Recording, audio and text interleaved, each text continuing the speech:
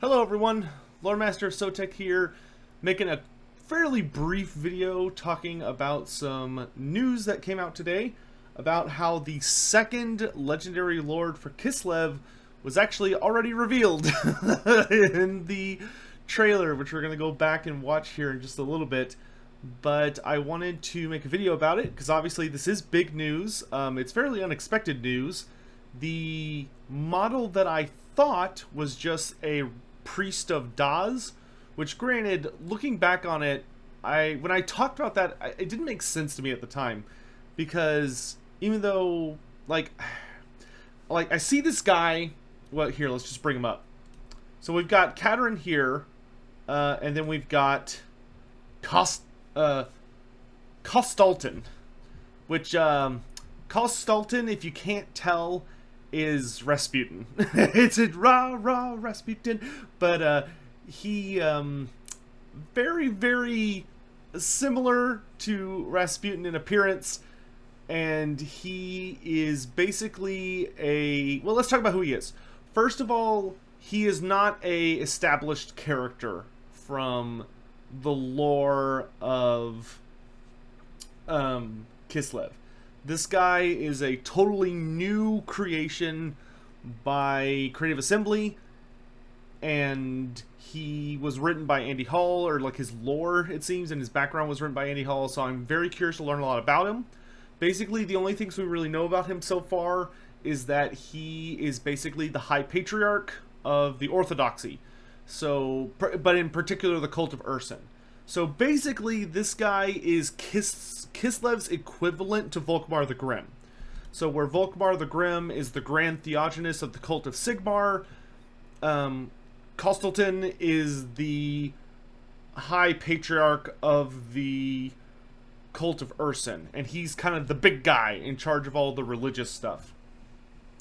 Now, when I first saw him, because the only thing that caught my attention with him was his big flaming mace, which I did not realize at the time is literally like a temple motif that is also on fire. This weapon definitely does not seem like an Ursun weapon at all. Ursun's weapons traditionally are like ice weapons or created from bear components, or at the very least are like axes or, you know, long bladed weapons, as opposed to like a blunt mace. This to me very much appears to be a weapon of Daz. So even though this guy is the High Patriarch of Ursun, I'm assuming he's more like the representative of the overall Orthodoxy. So he represents Ursun and Daz and Tor and Salyek and Kostaltyn, if they're going to do Kostaltyn. But, because those are all the gods of Kislev, the worshipped ones. So, and, because Daz is the god of fire and the god of the sun, and Daz is a very wealthy, noble god who is represented by, like, gold, and a lot of fancy materials, which this weapon seems to greatly fit that motif. And most notably, his icon is not, so this is his faction icon, which we see that Katarin's is an ice symbol, you know, especially because she is the Tsarina, and also, you know, she's the ruler of Kislev, but she represents the ice witches. She represents that order within Kislev in addition to the ruling nobility. And then Kostaltyn here represents the I keep saying oligarchy, the Orthodoxy. And his symbol seems to kind of be like a combination of various designs, but it's got a fire motif on it. So I'm assuming he represents like the actual Orthodoxy, not just Ursun. But you do see there's a fair number of bear motifs on his robes of office, and he has a very cool. He almost has kind of like a 40k staff here. I'm not actually used to seeing characters in fantasy that carry around staffs with a whole bunch of scripture hanging from it. Like, there are things in fantasy where people like post scripture all over themselves. You know, warrior priests are really big into that. But I don't have a lot of memories in my head of people using it to make a banner. But it is cool to see a banner character. Too bad Rapunzel missed out on that, being the most famous, one of the most famous characters to have a banner. But, you know, hey, progress is progress. Maybe one day they'll go back and add a back banner or something to Rapunzel. But in any event, he looks very cool. He looks very sinister. Based on what Andy Hall has told us about him on Twitter, basically he's very much like the grim, fanatical aspect of what you might... He's very Rasputin-esque in that he is an extremely fiery and dangerous, manipulative leader of the Kislevite religions. But something that's really interesting to note about the Kislevite religions, which it seems that are leaning into, is that the Orthodoxy, which is the religion of Kislev, is actually only primarily supposed to really revolve around men.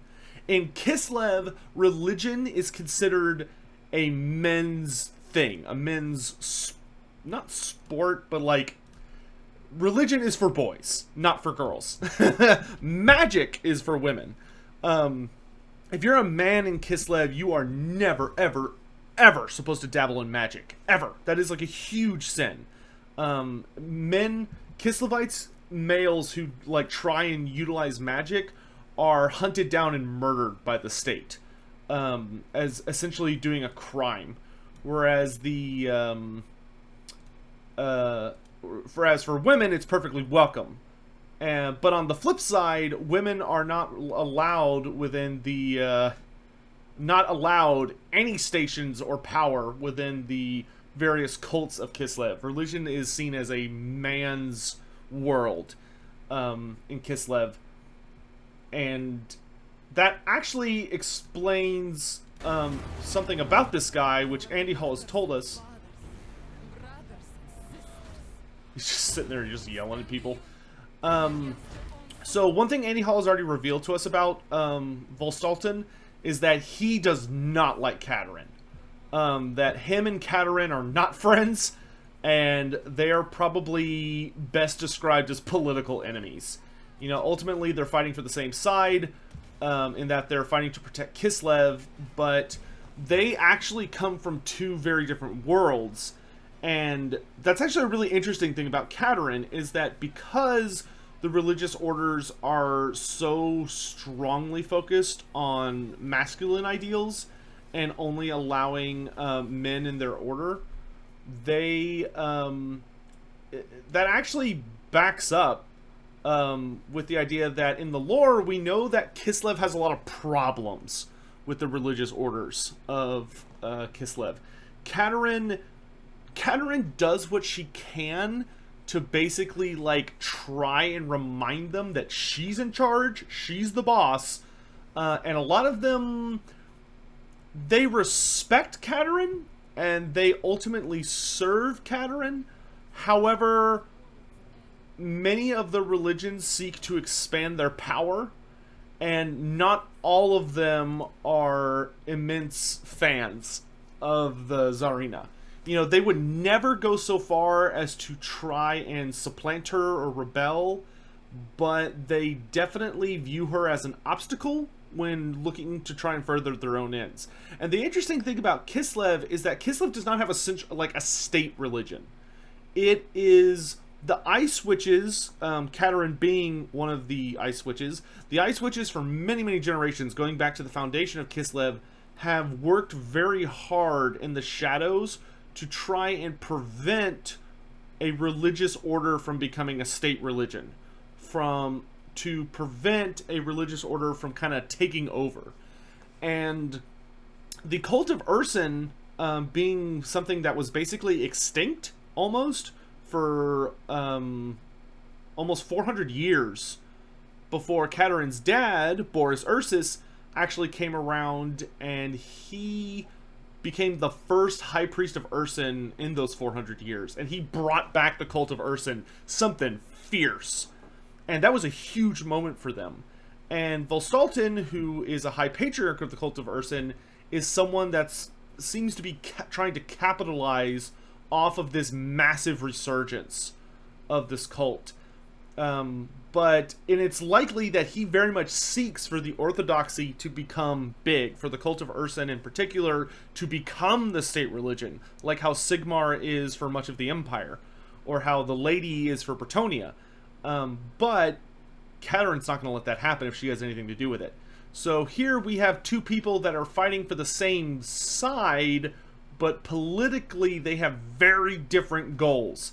And it would be in their interest to deal with the other one, you know? So I am very, very curious to see how this will play out as far as, like, what this guy's narrative is going to be.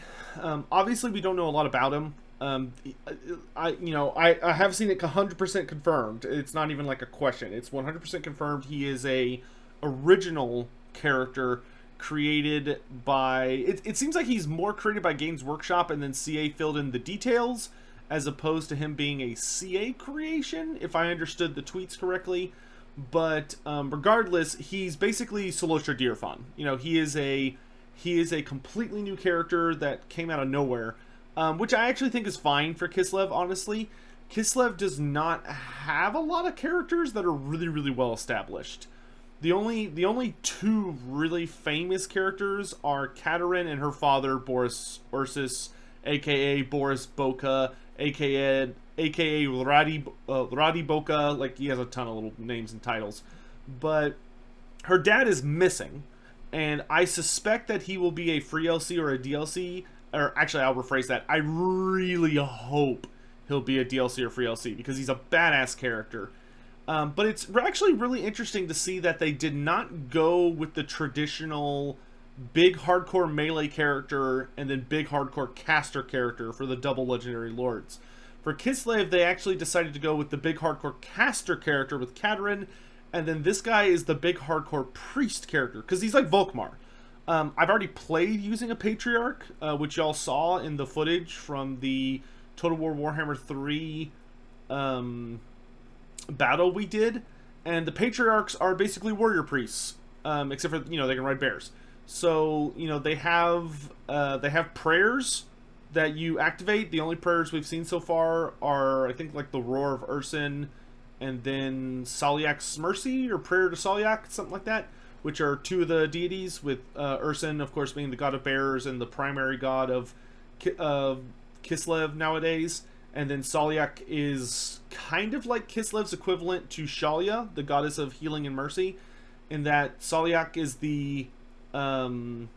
she is the god of healing. Oh gosh, she's like the goddess of healing, bears, and I think it's not mercy. It might be something like something to do with like home living and families and stuff like that. It's not the hearth, but it's something in that ballpark. But in any event, I suspect that he'll also have like a prayer to Daz and a prayer to Tor, and then maybe a final prayer to the last minor god. But it's going to be interesting to see what they do with this. I really like this character. Kislevite Volkmar the Grim sounds really fun.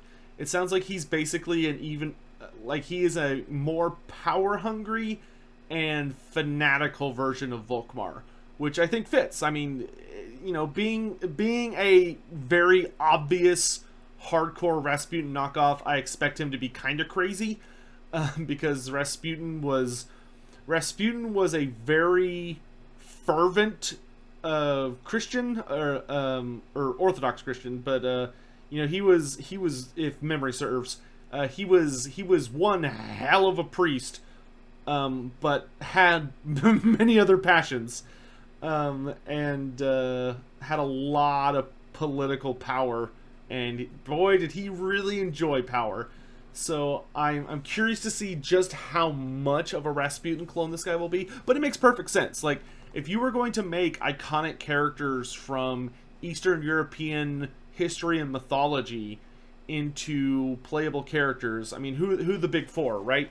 You have like your super hardcore general warrior czar, like some of the most famous czars from across the history of all of those nations, and like mighty warriors, which is your Boris Ursus, Then you have Rasputin, who's incredibly infamous, making a perfect character as like a high priest that's kind of deranged.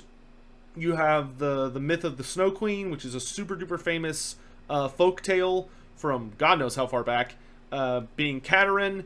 And then you have probably like a Baba Yaga figure, even though Warhammer Fantasy does not actually have a Baba Yaga, which is really interesting.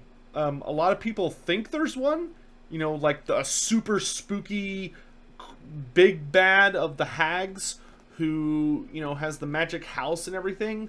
But no, she doesn't actually exist in Warhammer.